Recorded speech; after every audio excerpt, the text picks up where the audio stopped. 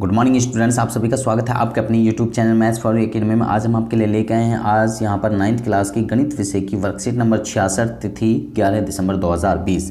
तो यहाँ पर आप देख सकते हैं वर्कशीट संख्या 4, 5, 6 की पुनरावृत्ति। जो वर्कशीट 4, 5, 6 आई थी उनकी दोबारा से यहाँ पर पुनरावृत्ति हो रही है, यानी कि दोबारा से उनका रिविजन चल रहा है। अब यहाँ पर आपका चैप्टर चल रहा है अध्याय नंबर 1, यानी कि चैप्टर नंबर 1 संख्या पद्धति, इंग्लिश में कहा जाता है नंबर सिस्टम। तो इससे पहले की वर्कशीट का ऑलरेडी हम बना चुके हैं, आपने नहीं देखे तो आप उनको डिस्क्रिप्शन में जाके उनको देख सकते हैं। तो यहाँ पर अब हम इनको बताने वाले हैं। प्रश्न संख्या 1 से 4 में सही उत्तर का चयन कीजिए। तो 1 से 4 में सही उत्तर का चयन करना और नीचे जो दिए गए हैं उनको यानी कि सॉल्व करना है। तो आगे हम ये सवाल जो दिए हुए हैं इन सवालों को आपको अभी सॉल्व करके बताएंगे।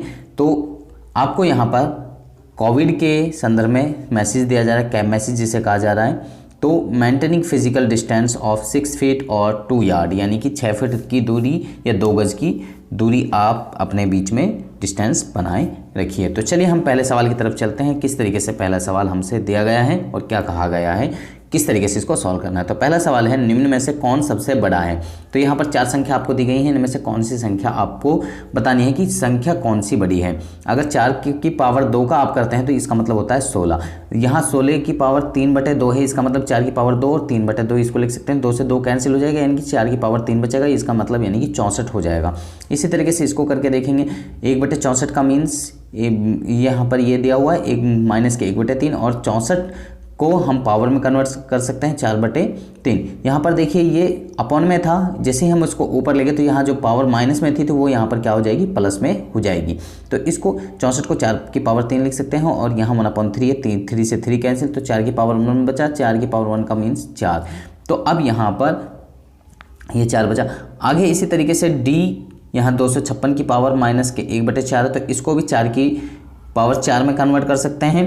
तो अगर यहाँ पर ये माइनस में है तो इसको प्लस में कन्वर्ट करने के लिए ये अपॉन में लिख दिया। तो इस तरीके से हमने ये कन्वर्ट कर लिया और इसके बाद में ये वैल्यू आ गई हमारी ये। लेकिन अब यहाँ ये जो वैल्यू आई है यहाँ पे, और अब हमें कंपैरिजन करना चारों में कौन सी संख्या सबसे बड़ी है। तो ये संख्या जो है हमारी बी वाला ऑप्शन, यानी कि ये सबसे बड़ी संख्या है, तो बी ऑप्शन हमारा क्या होगा, करेक्ट होगा। आगे यहाँ पर दूसरा सवाल क्या है, ए की वैल्यू हमें ये दी गई है, 1/a का मान ज्ञात करना है। तो इसका मीन्स यानी कि हमें हर का परिमेयकरण करना पड़ेगा। इंग्लिश में कहते हैं रैशनलाइजेशन ऑफ डिनोमिनेटर। तो डिनोमिनेटर का रैशनलाइजेशन करेंगे तो 1 में 2 प्लस में यहाँ पर इसमें ये वैल्यू रख दी तो ये हमारा हो गया। इसको क्या करेंगे, यहाँ पर रैशनलाइज करें तो यहाँ प्लस की संख्या है तो यहाँ पर माइनस की होगी, यहाँ पर भी माइनस की होगी और उससे क्या करेंगे, मल्टीप्लाई कर देंगे। तो यहाँ पर मल्टीप्लाई किया हमने, तो यहाँ पर जब इसको 1 से मल्टीप्लाई करेंगे तो सेम एज इट इज यही होगा। और इनको जब मल्टीप्लाई करते हैं तो यहाँ पर a प्लस में b और a माइनस b वाला फॉर्मूला लगा गया, a² माइनस के b²। तो यहाँ पर ये किया तो 2 का स्क्वायर 4 हो गया और √3 का स्क्वायर, यानी कि इससे ये कैंसिल हो जाता है, सिर्फ 3 बचा। तो 4 में से 3 जाएगा, 1 बचेगा और यहाँ पर सेम एज इट इज वो ऊपर जो लिखा हुआ है सेम एज इट इज यही बचा। तो ये हमारा आंसर हो गया। ये ऑप्शन कौन सा है हमारा, यानी कि बी ऑप्शन हमारा करेक्ट ऑप्शन है। अब यहाँ पर तीसरा सवाल है। तीसरा सवाल यहाँ पर ब्रैकेट में 3 माइनस के 4 और ब्रैकेट में 3 माइनस के 4 की पावर 4 और उसकी भी पावर 3 का मान ज्ञात करें।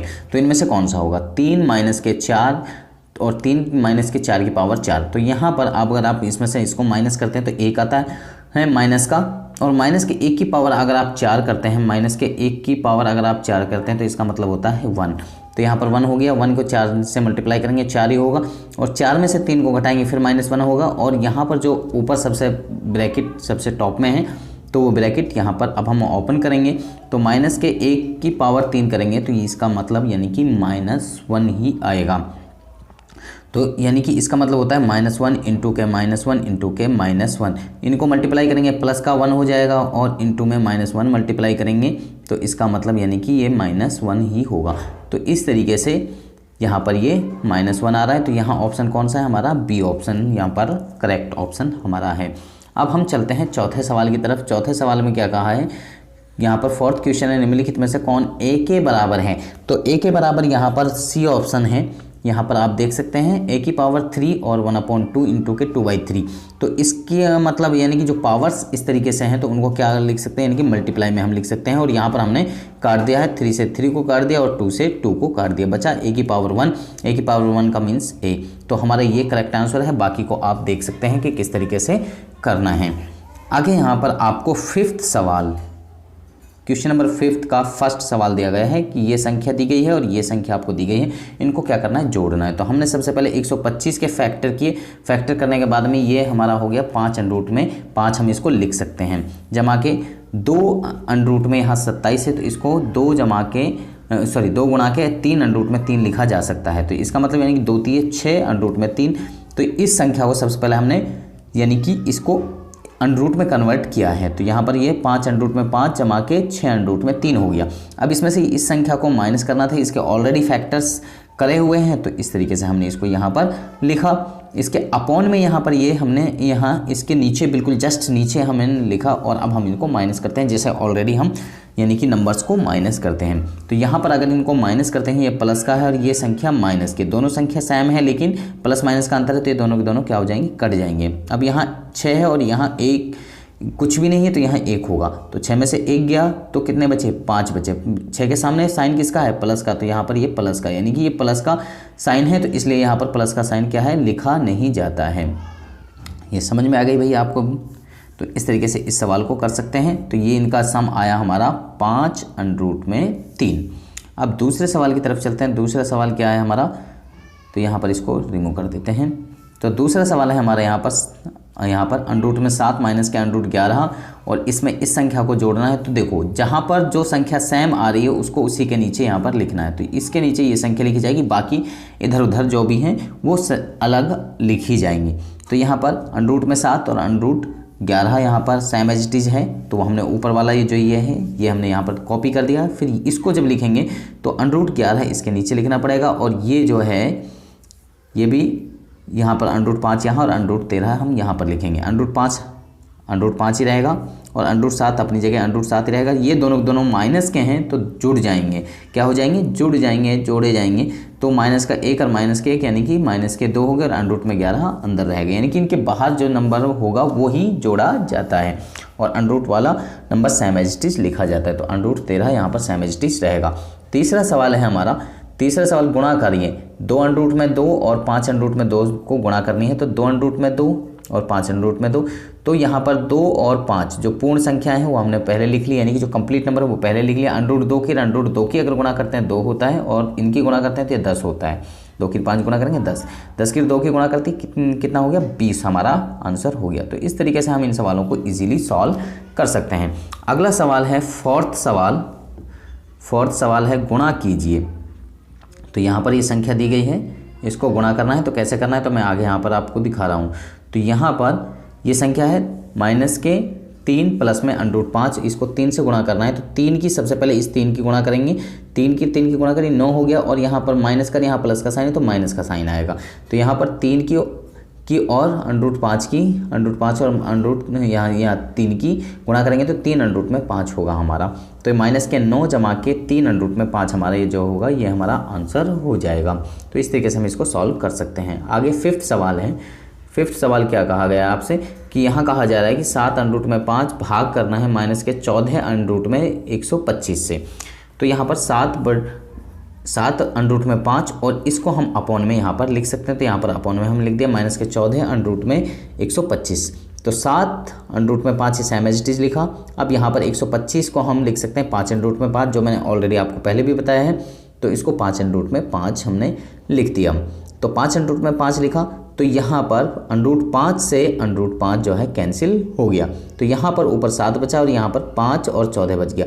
तो 7 से हमने यहाँ पर 14 को काटा, कितनी बार, 2 बार काट दिया। कितनी बार काटा, 2 बार काट दिया। तो यहाँ पर अब आपका बचा 2 और 5 बचा, तो इनको गुणा करेंगे तो कितना आ गया, 10 आ गया। अब यहाँ माइनस का भी साइन है तो माइनस का साइन यहाँ पर लगेगा। 1 बटे में माइनस के 10 आ गया। तो इसको आगे लिख सकते हैं माइनस के 1 बटे में 10। ये हम इस तरीके से इसको लिख सकते हैं। तो अब हम चलते हैं नेक्स्ट सवाल की तरफ। यहाँ पर 6th क्वेश्चन है, सरल कीजिए। तो यहाँ पर ये संख्या दी गई है, इसको सरल करना है। तो यहाँ पर सबसे पहला सवाल यहाँ पर हमारे लिए जो दिया हुआ है, तो यहाँ पर आप देख सकते हैं आप फॉर्मूला अब कौन सा अप्लाई करेंगे, तो ए प्लस में बी और ए माइनस बी, क्योंकि संख्याएं सेम हैं तो ए प्लस बी और ए माइनस बी वाला फॉर्मूला ए स्क्वायर माइनस के बी स्क्वायर, ए स्क्वायर माइनस के बी स्क्वायर। तो यहाँ पर अब हम जब फॉर्मूला अप्लाई कर रहे हैं, यहाँ पर हमने ए स्क्वायर माइनस के बी स्क्वायर लिखा, तो 2 अंडर रूट में 2 का होल स्क्वायर अगर करते हैं 2 का स्क्वायर गुणा के 2 और यहाँ पर 3 का स्क्वायर गुणा के 3 हम इसको लिख सकते हैं। तो 2 का स्क्वायर यानी कि 4 और 4 का 2 से गुणा करेंगे 8, 3 का स्क्वायर मीन्स यानी कि 3 गुणा के 3, 3 3 9 और फिर 3 से गुणा कर रहे हैं 9 3 27। तो यहाँ पर 18 माइनस के 27 आ गया, तो माइनस के ज़्यादा तो माइनस का साइन और 27 में से 8 को घटा देंगे तो कितना आ जाएगा 19 हमारा आंसर आ जाएगा। दूसरा सवाल है 2 अंडर रूट में 8 माइनस के 3 अंडर रूट में 2, इनका होल स्क्वायर है। अब इसको सॉल्व करना है तो किस तरीके से हम सॉल्व करेंगे।